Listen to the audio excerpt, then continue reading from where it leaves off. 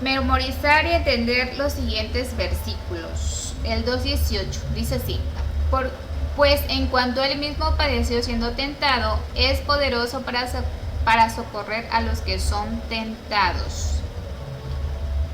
¿Qué significa este versículo? Saber que Cristo sufrió el dolor y se enfrentó a la tentación nos ayuda a enfrentarnos a nuestras propias pruebas. Jesucristo entiende nuestras luchas porque Él las sufrió como ser humano. Podemos confiar en que Cristo nos ayudará a salir victoriosos de los sufrimientos y de la tentación. Cuando se enfrente a las pruebas, acuda a Cristo en busca de fortaleza y paciencia. Él comprende sus necesidades y puede ayudarle. Capítulo 3, versículo 12. Mirad, hermanos, que no haya en ninguno de vosotros corazón malo de incredulidad para apartarse del Dios vivo. Hebreos 3:12. ¿Qué significa este versículo?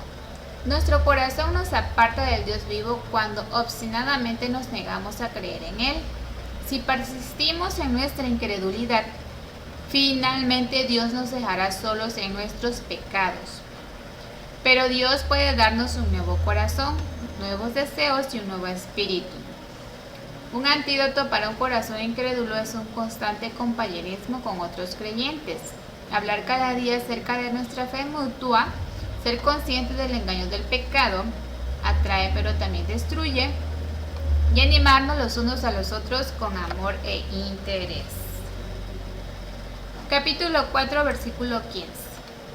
Dice así: porque no tenemos un sumo sacerdote que no pueda compadecerse de nuestras debilidades, sino uno que fue tentado en todo según nuestra semejanza, pero sin pecado. Lo que significa este versículo: Jesucristo es como nosotros porque experimentó toda clase de tentaciones. Nos da consuelo saber que Cristo fue tentado en todo y puede compadecerse de nosotros. Nos anima a saber que fue tentado y no cayó en pecado. Él nos muestra que no tenemos que pecar cuando nos enfrentamos a la tentación. Jesucristo es el único ser humano que ha vivido sin cometer pecado. Versículo 16. Acercémonos pues confiadamente al trono de la gracia para alcanzar misericordia y hallar gracia para el oportuno socorro. Hebreos 4:16. ¿Qué significa este versículo? La oración es la forma en que nos acercamos a Dios confiadamente. Algunos cristianos lo hacen en forma sumisa con la cabeza inclinada, temerosos de pedirle a Dios que supla sus necesidades. Otros lo hacen con ligereza, con poca reflexión. Acuda a Él con reverencia porque Él es nuestro Rey, pero acuda también con confianza absoluta porque Él es su amigo y consejero. Capítulo 6, versículo 10. Porque Dios no es injusto para olvidar vuestra obra y el trabajo de amor que habéis mostrado hacia su nombre, habiendo servido a los santos y sirviéndoles aún. Hebreos 6:10. Lo que significa este versículo: es fácil desanimarse pensando que Dios se ha olvidado de nosotros, pero Dios jamás es injusto. Nunca se olvida ni pasa por alto nuestro duro trabajo para Él. Tal vez ahora no esté recibiendo recompensas ni reconocimiento, pero Dios sabe sus esfuerzos de amor y servicio. Permita que el amor de Dios por usted y su íntimo conocimiento de su servicio a Él lo animen mientras afronta decepciones y rechazos en la tierra. Capítulo 7, versículo 25. Por lo cual puede también salvar perpetuamente a los que por Él se acercan a Dios, viviendo siempre para interceder por ellos. Hebreos 7:25. Lo que significa este pasaje: como nuestro sumo sacerdote, Cristo es nuestro abogado, el mediador entre nosotros y Dios. Él cuida de nuestros intereses e intercede por nosotros ante Dios. El sumo sacerdote del Antiguo Testamento se presentaba delante de Dios una sola vez al año para interceder por el perdón de los pecados de la nación. Cristo intercede por nosotros delante de Dios de modo permanente. La presencia de Cristo en el cielo con el Padre nos asegura que nuestros pecados han sido pagados y perdonados. Esa maravillosa seguridad nos libra de condenación y del temor a fracasar. Siguiente versículo, capítulo 8, versículo 12. Dice así: porque seré propicio a sus injusticias, y nunca más me acordaré de sus pecados y de sus iniquidades. Hebreos 8:12. Lo que significa este pasaje. Léase Hebreos 10 y se verá que bajo el antiguo pacto había memoria de los pecados, pero no su remisión. La sangre de toros y machos cabríos podría cubrir los pecados, pero solo la sangre del Cordero de Dios es la que quita el pecado del mundo. ¡Qué maravillosa promesa del nuevo pacto al pecador cargado! Sus pecados serán perdonados y olvidados para siempre. Vamos con el siguiente versículo que se encuentra en el capítulo 10, versículo 22, que dice así: acerquémonos con corazón sincero, en plena certidumbre de fe, purificados los corazones de mala conciencia y lavados los cuerpos con agua pura. Lo que significa este pasaje. Hay tres afirmaciones de invitación aquí. Acerquémonos, en lugar de alejarnos o deslizarnos. Mantengamos firme nuestra profesión, testimonio de fe o esperanza. Como dicen algunas traducciones, sin vacilar debido a las pruebas. 3. Considerémonos unos a otros y con nuestro ejemplo estimulando a otros creyentes a ser fieles a Dios. Debemos estimularlos al amor. La confianza que tenemos en el cielo debe guiarnos al crecimiento y a la dedicación espiritual en la tierra.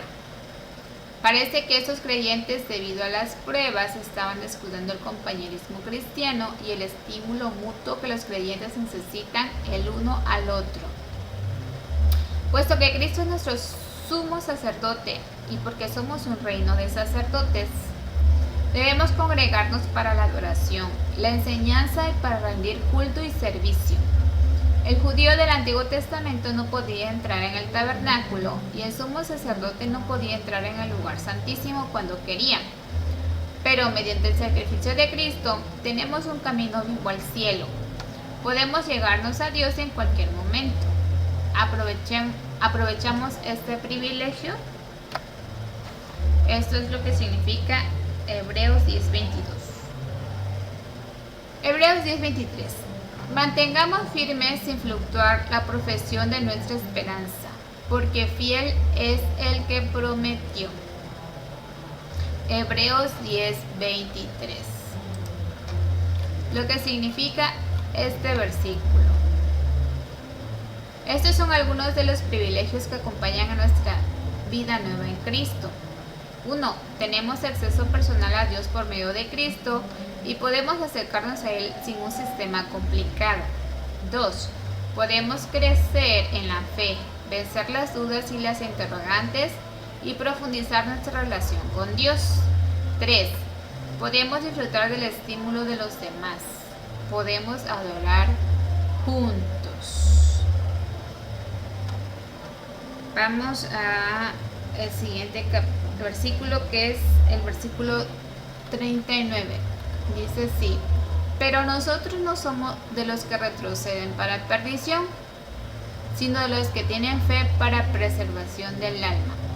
Hebreos 10:39. Lo que significa este versículo. Significa lo siguiente. Esta es la cuarta de las 5 exhortaciones. Advierte en contra del pecado voluntario. Por favor, recuerde que esta exhortación es para los creyentes, no para los inconversos. y se relaciona a las otras 3 exhortaciones anteriores. Los cristianos indiferentes empiezan a alejarse debido a la negligencia. Luego dudan de la palabra. Después se endurecen contra la palabra. Y el siguiente paso es el pecado deliberado y el rechazo de la herencia espiritual. Nótense los hechos importantes de este pecado en particular. No es uno que se comete una sola vez. Si pecáramos voluntariamente, en el versículo 26, debe entenderse como voluntariamente queremos seguir pecando. En el mismo tiempo gramatical continuo, como en 1 Juan 3, 4 y 10, el que peca continua y habitualmente no ha nacido de Dios. Así, este pasaje no se refiere al pecado imperdonable, sino de una actitud hacia la palabra, actitud a la cual Dios llama rebelión voluntaria. En el Antiguo Testamento no había sacrificios para los pecados deliberados, con presunción. Los pecados de ignorancia y los que resultaban de los arranques de pasión estaban cubiertos, pero los pecados voluntarios merecían solo el castigo. El versículo 29 nos recuerda que Dios tiene en alta estima nuestra salvación y el derramamiento de la sangre que la compró. El Padre valora a su Hijo, el Hijo vertió su sangre, el Espíritu aplica al creyente los méritos de la cruz. Para nosotros el pecado voluntario es pecar contra el Padre y el Hijo y el Espíritu. El escritor cita Deuteronomio 32, 35 al 36 para mostrar que Dios en el Antiguo Testamento tuvo el cuidado de que su pueblo, no los inconversos, cosechara lo que se sembrara y fuera juzgado cuando desobedeciera voluntariamente. El hecho de que era su pueblo del pacto hacía que sus obligaciones fueran mucho mayores. Dios juzga a su pueblo. Por supuesto, esto no es el juicio eterno, sino más bien su castigo en esta vida y la pérdida de recompensa en la venidera. Nótense los versículos 34 y 35 en donde el escritor enfatiza la recompensa por la fidelidad, no por la salvación. En los versículos 32 a 39 da una seguridad maravillosa a estos creyentes de que sus vidas habían demostrado que verdaderamente habían nacido de nuevo. Estaban entre los que habían puesto su fe en Cristo y por consiguiente no podían salir como lo hicieron los que en realidad no eran salvos. Su destino es la perfección, no la perdición, debido a que tienen a Cristo en sus corazones y esperan su venida. Este es lo que significa Hebreos 10:39. Vamos con el capítulo número 11. 11:1 dice así: es pues la fe la certeza de lo que se espera, la convicción de lo que no se ve.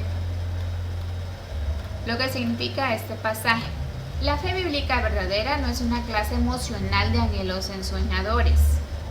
Es una convicción interna basada en la palabra de Dios. En el versículo 1 el término certeza, o sea, sustancia significa seguridad y convicción, significa prueba, demostración. Así, cuando el Espíritu Santo nos da fe por medio de la palabra, la misma presencia de esa fe en nuestros corazones es toda la seguridad y evidencia que necesitamos. El Dr. J. Oswald Sanders dice: la fe capacita al alma creyente a enfrentar el futuro como presente y lo invisible como visto. Por medio de la fe podemos ver lo que los otros no pueden ver. Cuando hay verdadera fe en el corazón, Dios da testimonio a ese corazón por su espíritu. Por fe Noé vio el juicio que venía, Abraham vio una ciudad futura, José vio el éxodo de Egipto y Moisés vio a Dios. La fe consigue cosas debido a que hay poder en la palabra de Dios, como se ilustra por la creación, conforme al versículo 3. Dios habló y fue hecho. Dios todavía nos habla hoy. Cuando creemos lo que Él dice, el poder de la palabra logra maravillas en nuestras vidas. La misma palabra que actuó en la vieja creación actúa en la nueva creación. Versículo 6. Este es el siguiente versículo a estudiar. Dice así: pero sin fe es imposible agradar a Dios, porque es necesario que el que se acerca a Dios crea que le hay y que es galardonador de los que le buscan. Vamos a ver el significado de este versículo. Creer que Dios existe es solo el comienzo. Aún los demonios creen. Dios no se conformará con un simple conocimiento de su existencia. Él quiere una relación personal y dinámica con usted que transformará su vida. Quienes con sinceridad lo buscan hallarán que son premiados con la presencia íntima de Dios. Vamos con el capítulo 12, versículo 28. Dice así: así que, recibiendo nosotros un reino inconmovible, tengamos gratitud y mediante ella sirvamos a Dios agradándole con temor y reverencia. Lo que significa este pasaje es el versículo 28. Significa lo siguiente. Amén. El autor presenta otra dramática comparación entre el judaísmo, descrita como el monte Sinaí, y el cristianismo, representado por el monte de Sión, Jerusalén la celestial. El antiguo pacto de la ley trajo miedo y separación, pero el nuevo pacto trae abundantes bendiciones. Al fin, el mundo va a tambalear y solo el reino de Dios permanecerá. Los que siguen a Cristo son parte de ese reino inconmovible y resistirán la sacudida, el zarandeo y el ardor del fuego. Cuando nos sentimos inseguros con relación al futuro, podemos hallar confianza en estos versículos. Sin que importe lo que sucede aquí, nuestro futuro está edificado sobre un fundamento sólido que no puede ser destruido. No ponga su confianza en lo que será destruido. Más bien edifique su vida en Cristo y en su reino inconmovible. Para ver la importancia de edificar sobre un fundamento sólido, vea Mateo 7, 24 al 29. Vamos a ver una reflexión un poco más profunda, es un poquito larga, pero es importante. Dice así este comentario. Esta es la quinta de las exhortaciones en Hebreos y el pensamiento clave es la gracia. Se hace un contraste entre Moisés y Cristo, el monte Sinaí y el de Sión, el pacto antiguo y el nuevo. Cuando se dio la ley en el Sinaí, regían el temor y el terror, y la montaña estaba cubierta de humo y fuego. Cuando Dios hablaba, la gente temblaba.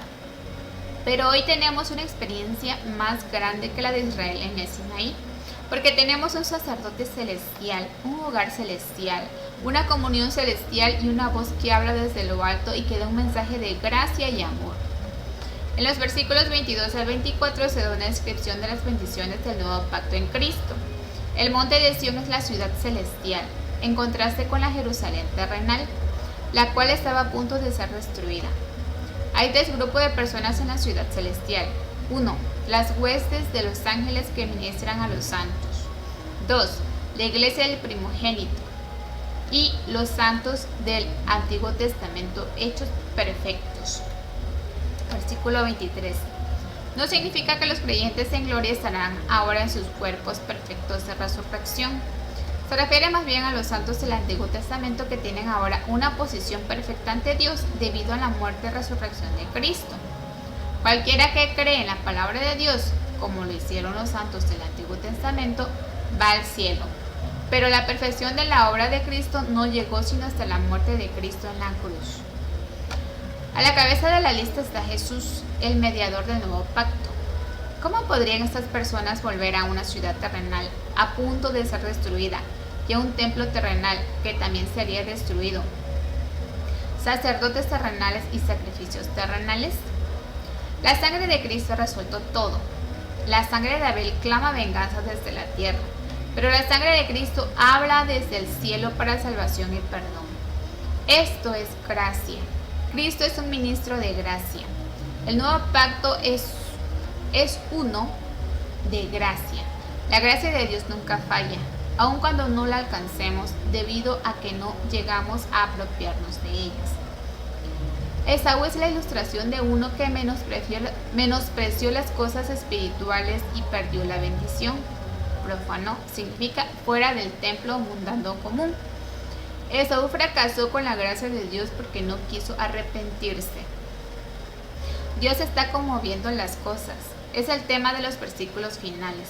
A ninguno de nosotros nos gusta la remoción. Nos encanta la estabilidad y la seguridad. Pero Dios ya estaba removiendo la economía judía y estaba a punto de destruir el templo en Jerusalén. Las cosas materiales desaparecerían para que las realidades espirituales ocuparan su lugar. Dios edificaba un nuevo templo, su iglesia, y el viejo templo sería quitado. El escritor cita a Ageo 2:6 para mostrar que un día Dios removerá el mundo mismo y traerá un nuevo cielo y una nueva tierra. Así que el versículo 28 introduce la aplicación práctica. Tengamos gratitud o tengamos gracia. ¿Cómo recibiremos gracia? Antes del trono de la gracia, donde nuestro sumo sacerdote eterno intercede por nosotros. Debemos servir a Dios, no las viejas leyes o costumbres. Somos parte de un reino que nunca será removido o quitado. Edificamos nuestras vidas sobre las realidades eternas e inmutables que tenemos en Cristo. Por consiguiente, sirvamos a Dios con reverencia, prestemos atención a su palabra y no rehusemos escuchar, por cuanto en su palabra está la gracia y la vida que necesitamos.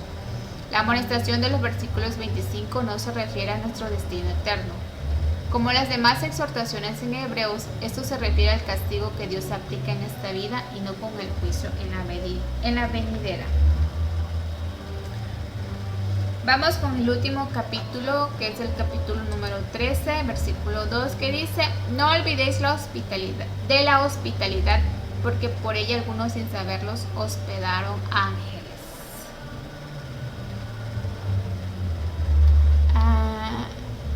La reflexión dice así: el amor por el pueblo de Dios es una de las características de un verdadero creyente en Cristo. El mundo aborrece a los cristianos, y estos necesitaban del mutuo amor de los santos para aliento y fortaleza. Este amor se expresa de maneras prácticas, tales como simpatía por los que atraviesan tribulaciones y ser hospitalarios. Se refiere a las visitas de los ángeles en el Antiguo Testamento como a Abraham, Gedeón y Manoah. Por supuesto, el verdadero amor cristiano debe verse primero en el hogar y en la familia, de modo que advierte en contra de los pecados sexuales que pueden destruir el matrimonio. En esta época, cuando se toman tan a la ligera los votos matrimoniales, necesitamos recordar que Dios juzga a toda persona inmoral, sea creyente o incrédula.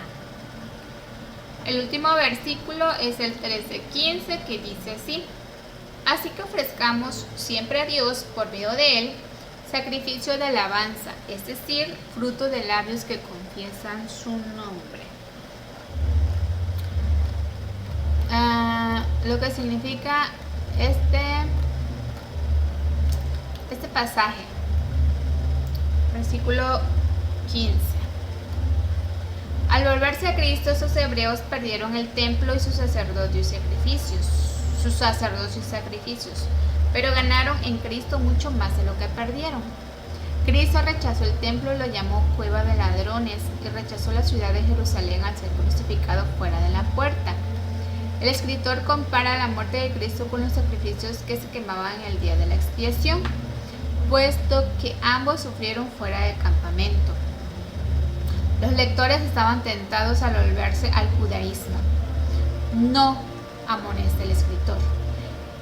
En lugar de regresar, salgan del campamento y lleven el vituperio con Cristo. Se puede resumir el doble mensaje de Hebreos con la frase: dentro del velo, comunión con Cristo, y fuera del campamento, testimonio por Cristo. Los creyentes no miran la ciudad terrenal, tienen una ciudad celestial esperándolos, así como los héroes de la fe de antaño. Como reino de sacerdote, los cristianos deben ofrecer sacrificios espirituales. Un sacrificio espiritual es algo que se hace o se da en nombre de Cristo y para su gloria. En el versículo 15 la Escritura afirma que la alabanza está al sacrificio. Las buenas obras de compartir las bendiciones materiales también son sacrificios espirituales.